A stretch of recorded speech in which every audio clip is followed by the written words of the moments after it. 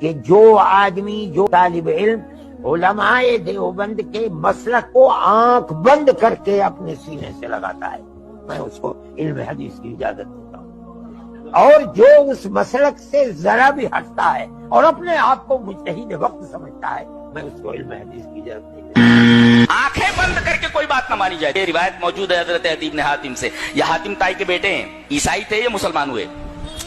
کہتے ہیں کہ میں نبی کریم صلی اللہ علیہ وسلم کے پاس آیا، میں اس وقت اسلام نہیں لایا تھا۔ نبی نے سب سے پہلے دیکھ کر یہ کہا، انہوں نے اپنے پیروں کو اور اپنے علماء کو اللہ کے علاوہ رب بنا لیا ہے۔ تو حضرت عدی نے کہا کہ اللہ کے رسول آپ ایسا کیسے کہہ سکتے ہیں، ہم کہاں ان کی پوجا کرتے ہیں؟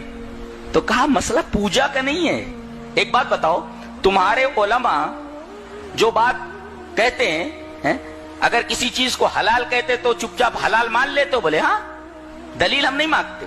کسی چیز کو حرام کرتے ہیں تو حرام مان لیتے ہو؟ بولے ہاں مان لیتے ہیں، دلیل نہیں مانگتے۔ کہا یہی تو رب بنانا ہے، یہی رب بنانا ہے۔